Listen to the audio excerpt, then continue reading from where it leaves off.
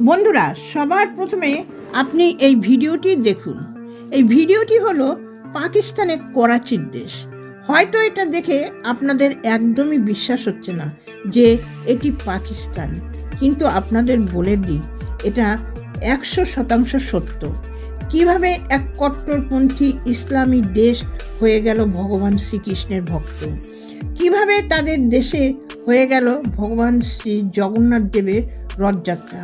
হাজার হাজার মুসলিম ভক্ত করলেন জগন্নাথ দেবের পুজো। জগন্নাথ দেবের রথযাত্রার সময় হিন্দু মুসলিম তাদের সমস্ত ভেদাভেদ ভুলে রথের দড়িতে টান দিলেন, যেখানে বিনা কোনো ভয়ে তাদের একসাথে হাঁটতে দেখা গেল এবং তারা জগন্নাথ দেবের ছবিও তোলেন। আমাদের মনে হয় পাকিস্তানে সনাতনী ধর্মের বিকাশ দিন দিন বেড়েই চলেছে। এই ভিডিওটি শেষ পর্যন্ত অবশ্যই দেখবেন, কারণ আজ আমরা কথা বলবো এই রথযাত্রার বিষয়ে। আমরা কথা বলছি প্রতিবেশী দেশ পাকিস্তানের সম্বন্ধে। ভিডিওটি শুরু করার আগে আপনারা যদি ভগবান জগন্নাথ দেবের ভক্ত হন তাহলে অনুরোধ করব ভিডিওটিকে একটি লাইক করে কমেন্টে লিখুন জয় জগন্নাথ।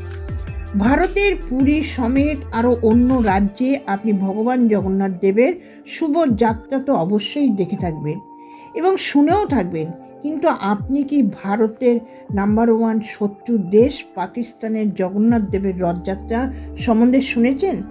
হয়তো বা শোনেননি, কিন্তু আপনি জানলে চমকে উঠবেন যে পাকিস্তানেও জগন্নাথ দেবের রথযাত্রা বের করা হয় এবং তা আমাদের দেশের মতনই ধুমধামের সাথে। এই যাত্রা পাকিস্তানের করাচি শহরে স্বামীনারায়ণ মন্দিরের পক্ষ থেকে আয়োজন করা হয়, যা এবারও হয়েছিল। হ্যাঁ বন্ধুরা, যেভাবে আমাদের দেশে রথযাত্রা মানুষের ভিড় উপচে পড়ে, সেভাবেই ঠিক একই দিনে পাকিস্তানের রথযাত্রার ভিড় উপচে পড়ে এই করাচি শহরে। এই যাত্রায় পাকিস্তানের অনেক শহরে অনেক লোক সামিল হন। এই রথযাত্রায় একটি বৈশিষ্ট্য হলো এখানে বহু সংখ্যক মুসলিমরাও অংশগ্রহণ করেন। করাচিতে ভগবান জগন্নাথ দেবের মন্দিরের পূজারী কৃষ্ণকিশোর দাস বলেছেন, ক্যান্টনমেন্ট কলোনি থেকে ভগবান জগন্নাথ দেবের রথযাত্রা রবিবার দুপুর 12টার সময় বার হয়েছিল। দুপুর 2টোর সময় ভগবান জগন্নাথ দেবের অভিষেক করা হয় এবং তারপরে বিশেষভাবে সাজানো হয়েছিল জগন্নাথ দেবকে। তারপর দুপুর 3টের দিকে পুজোর অনুষ্ঠান রাখা হয় এবং সন্ধ্যাবেলায় প্রসাদ বিতরণ করা হয়।